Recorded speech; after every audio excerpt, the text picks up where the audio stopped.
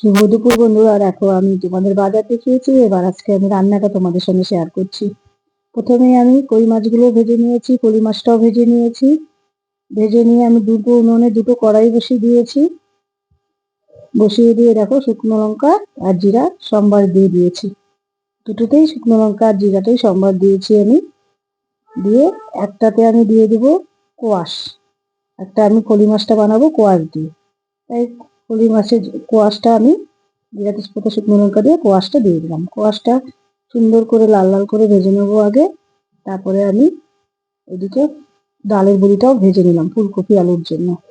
তো ডালের বড়ি শীতের দিনে দিলে বেশ ভালোই লাগে, কই মাছের ঝোলে ফুলকপি আলু দিয়ে। ডালের বড়িটা সুন্দর করে ভেজে নিলাম। ভেজে নেওয়ার পরে এটাতেও আমি জিরে তেজপাতা শুকনো লঙ্কা সম্বার দিয়ে দিলাম। দিয়ে আমি ফুলকপি আলুগুলো দিয়ে দিলাম। দিয়ে এটাকে আমি অনেকক্ষণ সুন্দর করে ভাজা ভাজা করে নেব, একটু লাল লাল করে। লাল লাল করে ভাজা হয়ে গেলে এখানে আমি লবণ দিয়ে দিলাম। তারপরে একটু হলুদ গুঁড়ো দিয়ে দেব। এখানে বেশি মশলাপাতি আমি আজকে একটু কমই দেব রান্নাগুলোতে। তারপরে লবণ হলুদ দিয়ে সুন্দর করে ভাজা করে নিলাম ফুলকপি আর আলুটা। ভাজা করে নিয়ে এখানে আমি দিয়ে দেবো একটু মশলা। সেটা হচ্ছে আদা বাটা আর লঙ্কা বাটা, কিচ্ছু দিইনি। আদা লঙ্কা বাটা দিয়ে এটা সুন্দর করে কষিয়ে নেব। আর কোনো মশলাই দিইনি। ধনেপাতা দিলে শীতের দিনে কোনো মশলাই লাগে না। তারপরে আমি এখানে কোয়াশটা দেখো ভাজা হয়ে গেছে, এখানেও হলুদ লবণ দিয়ে দিলাম।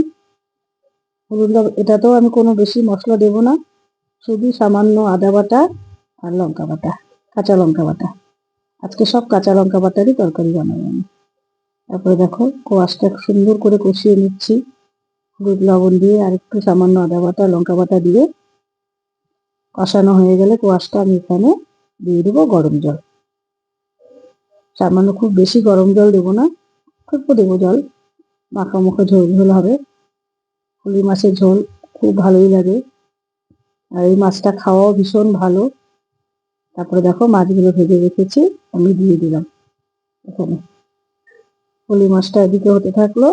তারপরে দেখো এখন আমি দেখো ফলি মাছটা জাল হয়ে গেছে সুন্দর। এখন আমি ফুলকপিগুলো দেখো আর একটু সুন্দর করে কষিয়ে নিচ্ছি। এদিকে ফলি মাছটাও হয়ে গেছে, ফুলকপিগুলো সুন্দর করে ভাজা ভাজা লাল লাল করে হয়ে গেছে, কষানো হয়ে গেছে। এবার আমি ফুলকপিতেও জল ঢেলে দেবো। গরম জল দিয়ে দিলাম ফুলকপিতেও। ফুলকপিগুলো না সুন্দর করে একটু, ফুলকপিটা আর একটু সেদ্ধ হয়ে নিক। সেদ্ধ হয়ে গেছে। দেখো আমি কই মাছ আর ডালের বড়িগুলো দিয়ে দিলাম। এটাতেও আমি খুব বেশি জল দিইনি, মাখো মুখো ঝোল বানাবো। তারপরে দেখো ডালের বড়ি কই মাছগুলো দিয়ে দিলাম।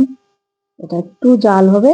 তারপরে আমি এখানে নামানোর আগে সুন্দর করে ধনেপাতা কুচি ছড়িয়ে দিলাম। কেমন হয়েছে দেখো। আবার আর একটা রান্না বসিয়ে দিলাম, সেটা হচ্ছে মলা মাছ, ছোট মাছের চচ্চড়ি মূলো বেগুন দিয়ে।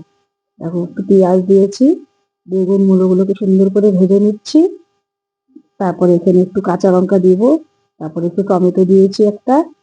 দিয়ে এই মাছটা খুব ভালো লাগে খেতে শীতের দিনে। এটা হলুদ লবণ দিয়ে দিলাম। ছোট মাছে সাধারণত কোনো মশলাই লাগে না, একটাই পেঁয়াজ দিয়েছি আমি। তারপরে দেখো মাছগুলো দিয়ে দিলাম, সবজিটা কষিয়ে মাছগুলো দিয়ে সুন্দর করে নেড়ে চেড়ে আমি অনেকক্ষণ লাগবে না এই মাছটা হতে। দেখো কত সুন্দর করে কষিয়ে নিলাম মাছটাকে। কষিয়ে খুব সামান্য পরিমাণে আমি এখানে জল দেবো, বেশি জল দেবো না, কেননা এই মাছটা মাখো মাখো একদম সুন্দর চটচটা চচ্চড়ি হবে, তাহলেই খেতে ভালো লাগবে এই মাছটা। দেখো সামান্য পরিমাণে জল দিয়েছি। দিয়ে এটাকে কিছুক্ষণ আমি ঢেকে রাখবো, সুন্দর এটা হয়ে যাবে। তারপরে দেখো আমি এখানে আরেকটা আইটেম তোমাদেরকে দেখিয়ে দিচ্ছি। এদিকে আমি আরেকটা শুটকি বসিয়েছি, শুটকি মাছ। একে ভালোবাসো খেতে এটা। এটা তোমাদের রেসিপিটা দেখো অনেকবার দিয়েছি, আবার আজকে দিলাম। কড়াইতে আমি শুটকি মাছটা ভেজে নিয়েছি, একটা পেঁয়াজ দিয়েছি, দুটো রসুন দিয়েছি। দেখো চচ্চড়ি হয়ে গেছে, ধনেপাতা দিয়ে দিলাম চচ্চড়িতে। এখন আমার দেখো চচ্চড়িটা কি দারুণ হয়েছে। তারপরে দেখো আমি শুটকি মাছ, দেখো চচ্চড়িটা কত সুন্দর হয়েছে। দিকে আমার শুটকি মাছটাও আমি বসিয়ে দিয়েছি। চচ্চড়িটা দেখেছো? দেখো সব সবজিগুলো রান্না হয়ে গেছে কমপ্লিট। কেমন হয়েছে রান্নাগুলো অবশ্যই কমেন্ট করে জানাবে।